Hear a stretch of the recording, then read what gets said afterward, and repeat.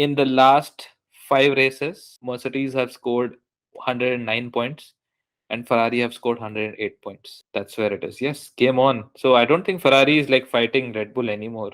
Ferrari is fighting Mercedes.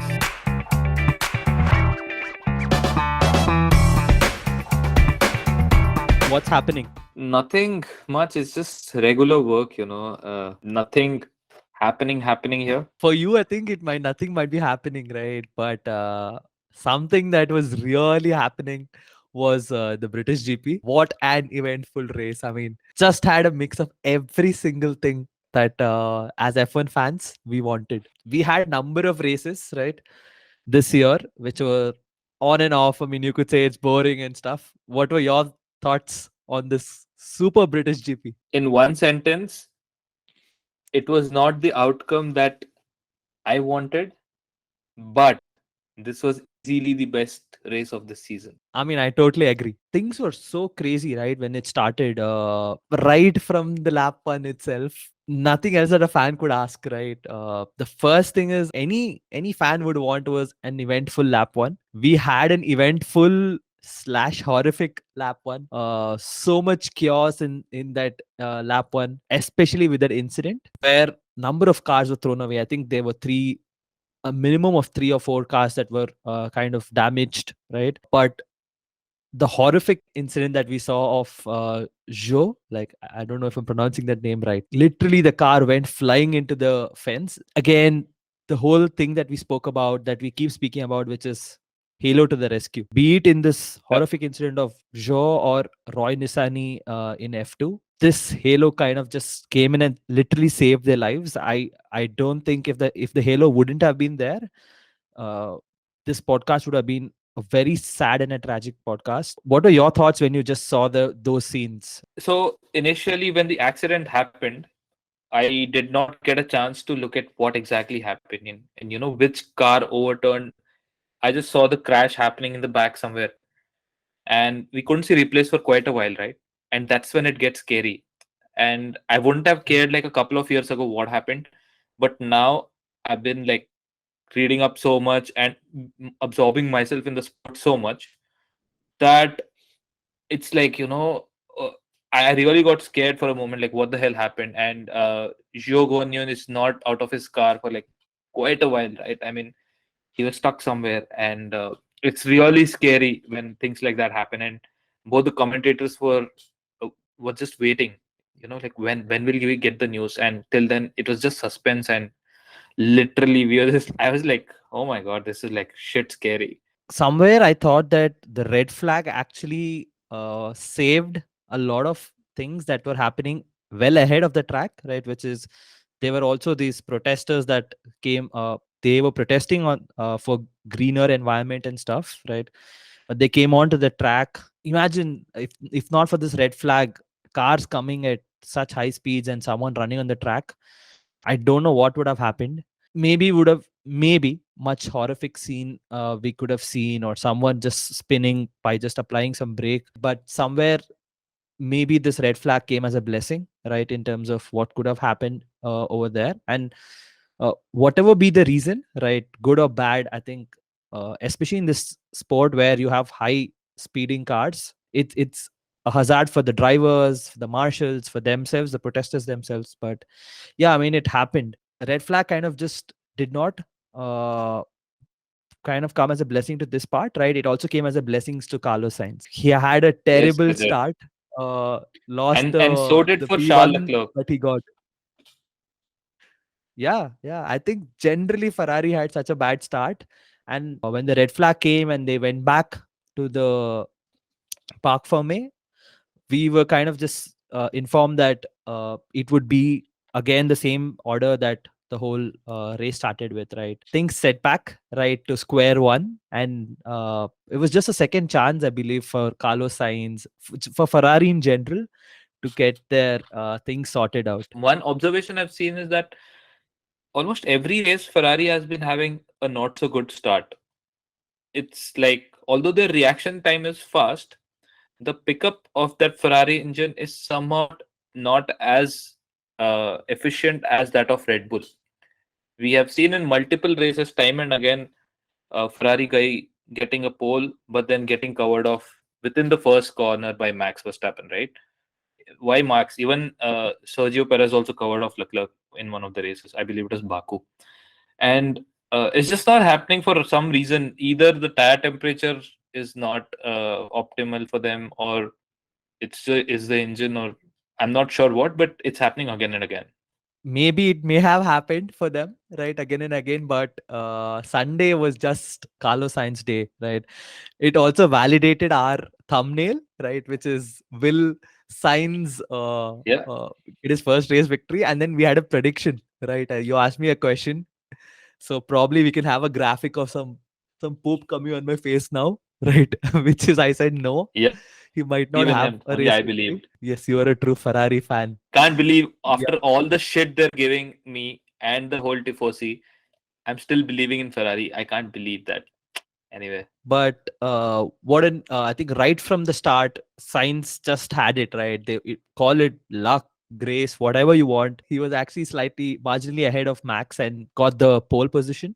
His luck started right from there. Then there was a red flag. He had lost that place. Then there was a red flag, and then they had to come back to the original starting order. And the things that happened in the last lap, everything kind of just fell in place.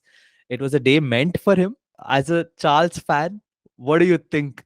this was going to come anyway in the podcast, but since you have triggered it, so if you remember that moment from the Godfather movie when Marlon Brando's son is being massacred by the Kundas or whatever you call them, and there are like, I think there are hundreds of bullets shot into his body, and then there's this dialogue where Marlon Brando is saying, "Look how they massacred my boy," and that is exactly what Ferrari strategists are doing to Charles Leclerc, and that's what entire Charles Leclerc fan community is saying right now.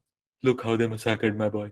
Like, I cannot believe that he's not on podium since Miami, and it's just pure waste of talent, pure waste of hiring such a prodigious driver to their team, right? I mean, where does it stop? I mean, like, let him catch a break, guys. Come on, this is too bad. And he was very happy for Carlos. I was very happy for Carlos that they got the win. He truly deserved it. And so many things were in his favor, like luck was there and everything. But when it comes to Charles Leclerc, starting from his broken wing, and then him, staying behind Sainz for all those laps where Hamilton is doing fastest lap after fastest lap. And it gets very frustrating when there is indecisiveness. Even that is one quality that I hate in myself, that I'm like very indecisive. And I really hate it, because you either do something and do it wrong, but don't sit there waiting and then later think, oh, what the fuck did I do? Just that happened, like Charles was like by far faster than Carlos with a broken front wing, and Ferrari were like thinking about what should be done and all that. And but then luckily we saw some good Ferrari dueling over there. But I think as per team orders, finally he was let go later, much much later, when Hamilton was like right on his tail. This is like absolutely sad. And later, when Ocon stopped in 39th lap, Ferrari had 11 fucking seconds, 11 seconds to pit him. And Mattia Binotto actually later clarified, saying that, no, no, no, the decision we took was the right decision. I think yesterday's interview it was, where he said that we didn't want to lose the track position. So that's why Charles had to be front and things like that. Basically, they screwed up, and they're giving some shitty things like this. Unlike someone like Red Bull or Mercedes, when you screw up, you own up. I've never seen Ferrari doing that. It is so sad. They run like some old 1970 government diplomats, which is not the way Formula One should be run in 2022. This is a true fan's perspective, and you cannot screw up like this. And the whole finger wagging thing in the end towards Charles Leclerc. Okay, I don't know what it is, but it just looked like one middle class Indian parent is like, thrashing their son for doing something right, but not up to their mark or something like that. It looked quite sad, like poor man is already having a bad day, and give him some vent to, like vent out whatever he has and things like that. And do you think like Max or Lewis, had they been there, someone would be wagging finger at them? They'll be like, "I'll wag another finger at you." I think to add a little cherry on top of your monologue, right? The stupidest thing I've seen Ferrari do is they understood they screwed up the whole strategy, right?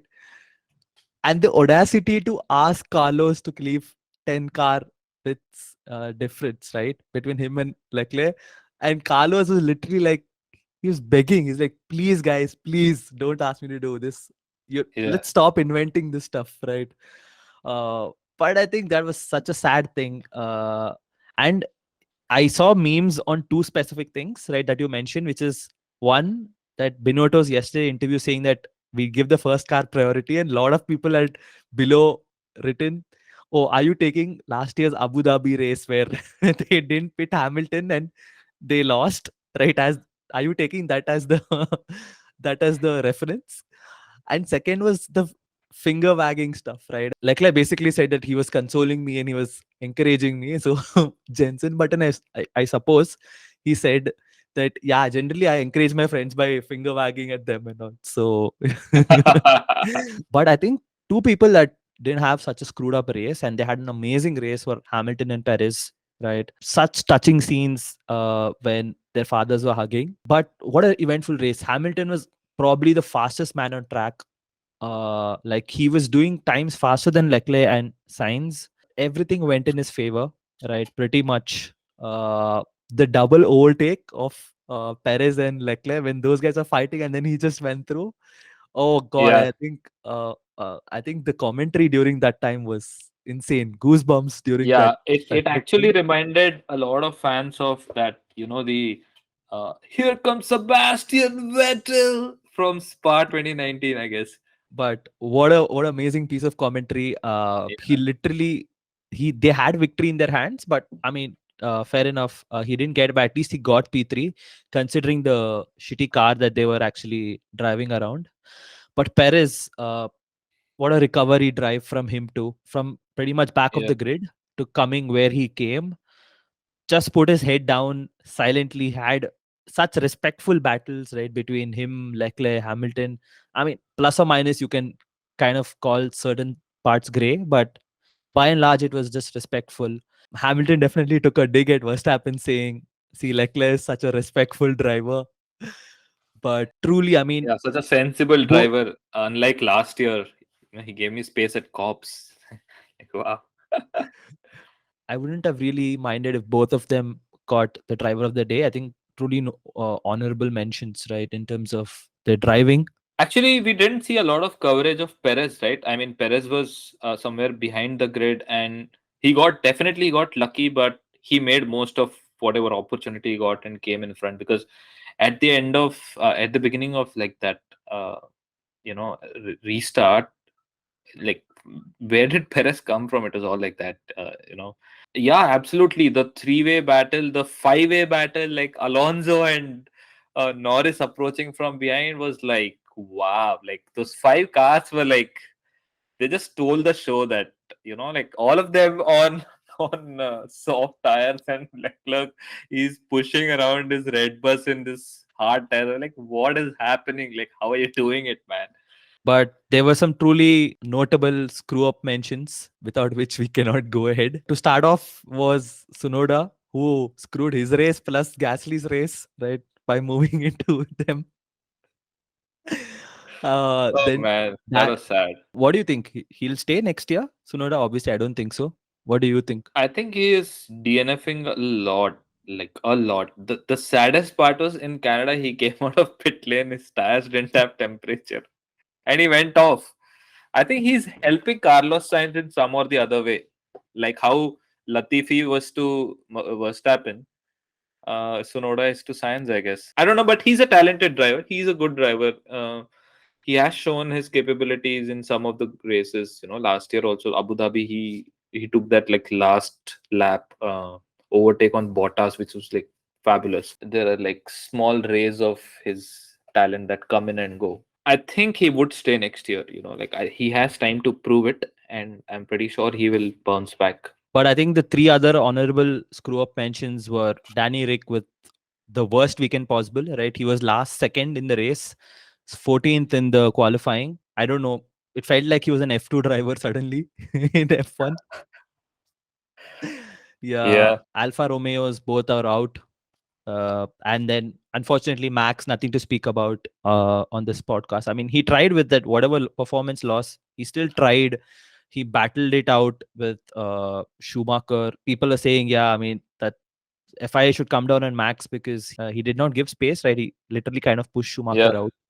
Just one honorable mention about Max. Although his race got screwed because of that debris, I don't know how he got that whatever box that was till seventh place. Like the debris that was there. He showed the picture of that today, right? It was this big. So end of it, no, I feel like he is become, if he won't get first, if his car is broken, then he'll do like maximum damage limitation, and that's what he did. And Ferrari had like such beautiful opportunity to capitalize and get Charles to. I'm not being here some like bias towards Charles or anything, but like, come on, if you want to win world championship, then you got to push your driver. Like it happened all the time, like back in the day when Schumacher and Barrichello like were there were team orders all the time, like John Todt and Ross Brawn and all they were there. It was like, come on, let Michael pass. I think that's happened like 2 3 times, and it was very clear that hey, this guy is your number one driver and he's your number two driver. Like, and team orders, that's why like they're so important at Red Bull and Mercedes, and that's how they've been winning championships. I mean, I know they're like heartbreaking at times, but come on, like sometimes you have to do it, right? I mean, it's just like they just let it slip away. So easy, how many points for constructors it would have been like 25 plus 18 points, right? 47 points for constructors, and extra whatever 13 points for Charles. So it would have gotten him to like 151 points, and Max would be at 181. Like the gap would have closed and things like that. But now just Max is sitting on top, and he's like, I'm just becoming world champion. These people are like making me by screwing it up by screwing their own team. So it's a little sad. But again, Max is just doing his job, man. Like, see, he didn't give a shit about Mick Schumacher. Like, I don't care. I'll just go. You saw the Schumacher documentary and we kept speaking about it, right? You said it's such a good documentary. You, after seeing the documentary, right? Uh, I mean, you would have known, you got to know Michael Schumacher much more, right? In terms of in depth and detail, right? But assuming Schumacher would have been good today, and knowing what you know of him, right? That you've seen in the documentary, would he have been proud of what Mick drove, right? And what his thoughts would have been? Absolutely. I mean, which father won't be proud when their son gets their first points in F1, right? I mean, uh, Michael would be obviously like damn fucking proud, and I believe that uh, although the people portray him as like that ruthless, aggressive guy on the track, off the track, he was like just an amazing guy. Even the people in his pit crew, etc., right? They all know him so well because he has that little bit of Seb energy, where he knows everybody in the paddock and everybody in his garage, and uh, like he has worked much harder than many other drivers. Like, I don't know about these days, but back in the day, he used to be apparently, like they showed in the documentary, that he would just stay in the garage like morning to evening, and he would work with the mechanics and find out the way of making the car faster and all that. And no wonder the results paid off, right? Like 2002 season, especially if you see like who achieves 100% podiums, man. Like that's madness. And absolutely, and the way his family has been portrayed in the whole documentary, right? There's no mirch masala in that documentary. It's a very straightforward documentary, and I feel that's why it's not rated very high on IMDb, because there is no drive to survive kind of whatever that extra spice and shit. But then it's a very nice documentary about a legend. You know about his life, and they tell in the end that he's not in a state to speak, etc. You know, but we are grateful that he's here, and very wholesome family and all. Yeah, like also like I remember the I remember seeing this 2 days ago, Mick Schumacher's radio after winning, his sister congratulating him over team radio, his mom congratulating him. Very wholesome stuff, right? I mean, and Mick has been a guy like that, very wholesome and very nice and things like that. So, of course, super proud. And I was very happy that although he had like a few points in his bag, he didn't back off. He attacked Verstappen and tried to get more points, like that was really nice of him. And that content where Seb was also happy for Mick. They're just giving us like wholesome content for free, like throwing at us, which is like cool.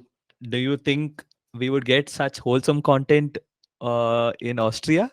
That is to be seen. Red Bull Ring. I don't know who it's going to be. I think it could be Ferrari also this time. It could be an even match between Red Bull and Ferrari because there are a few long straights, but not very long straights in Austria. But there are like really fast corners, and like I remember seeing Lando's magic a couple of years ago in the last final laps where he had to finish within 4.5 seconds of Hamilton, and in the McLaren he really like killed it, absolutely nailed it, right? So it's a very interesting racetrack, right? I mean, I think last year Leclerc also had some, I don't know, some 7 8 overtakes in Austria. So Austria is quite interesting. Yeah, it would be quite interesting, and I think so that it Red Bull and Ferrari will be like evenly matched, considering that especially like Charles PU is a little newer one, right? So yeah, that's my thoughts. I totally agree because I think this is a very short track, right? Just has 9 corners and 3 straights. My bet is that it would be pretty much a boring race in terms, at least at the front, right? Which is Max and Perez would be flying. That being said, I just saw the weather before before this Oh podcast damn! in Spielberg, and it says light showers and rains, right? So I don't know. It's a short track, right? Obviously, the first two sectors pretty much are because of the straights. They have it's just straight line speed, right? It's I mean, it's not nothing about downforce, right? But I think the last Yeah, sector it has a bit of downforce because it has certain corners, right? And since the track is short, I think the margin of error is very less, right? It's not unlike other tracks wherein you make an error somewhere starting and then you know that you can cover up somewhere ahead, right? And then with rain playing the spoiled sport for the drivers, but the good sport for us, I don't know. I mean, we might have a race in our hands. We've seen this short bursts of Mercedes that are suddenly we say, hey, Mercedes is back, and then suddenly next race they'll be somewhere behind. but again, like Mercedes, if you look at the graph, right, they're like going up, coming down, going up, coming down. But if you zoom out, no, they're still going up.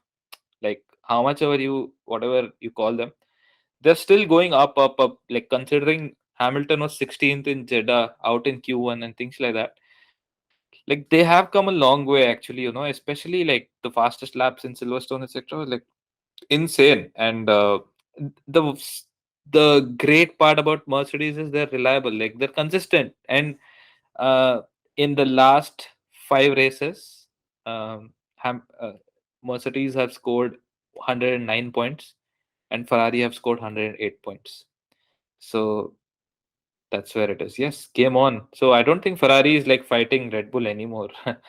uh, Ferrari is fighting Mercedes. I think it's just sad, right? I mean, even for Max fans and all that, they also want to see like some battle, dude. Like Max wouldn't have been that great without Lewis, and vice versa. So reliability issues are like a thief of joy, like how they say comparison is a thief of joy.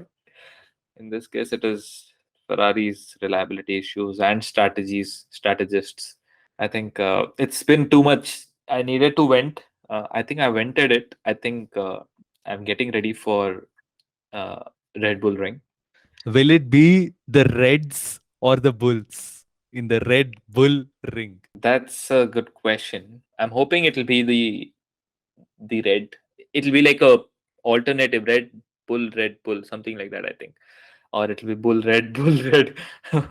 So either Max or Charles on top this time, I'm guessing, but Carlos also is in form. So, like there is a lot of serotonin flowing through his blood right now. He's oozing with confidence with a P2 and a P1. Like, wow. Like, is he the number one driver of Ferrari right now? Maybe he is. Who knows? I have a controversial question. Ferrari is known as a team which make sure that the drivers obey orders. Sainz is kind of pushing back. The last part, which they said 10 car lengths gap, he said, no, I won't. I mean, pretty much said. I think some other time also he's made his own strategy calls. Do you think those guys will say enough is enough? I think we should not give him leeway.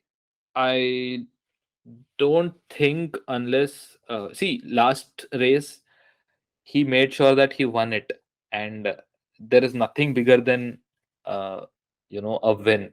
So every crime is being forgiven, like keeping win in your hand, right? So I feel whatever he made, it paid off for him and for the team. 25 points, he got it. So it definitely worked then. It would depend from situation to situation. That's a very good question, actually, what you are. So, like, for example, if Charles goes on to win next few races, okay, touch wood, and I hope he does.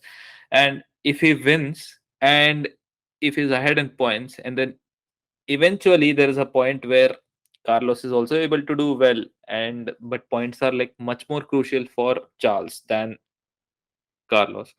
Then a situation like this will be crazy, and it'll be interesting to see how much are Ferrari, how much politics are Ferrari ready to play to get Sainz to second place, and or to discipline him like this with wagging finger and things like that, because uh, yeah, that could happen. But for now, I'm like sure that whatever he's doing, it's working for him, it's working for his team, so they're happy.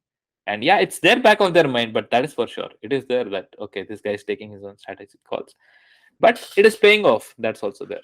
What do you think about this Carlos situation? Like, I think they will show him his place. Like, it's nothing new. Seb has been shown his place in Ferrari.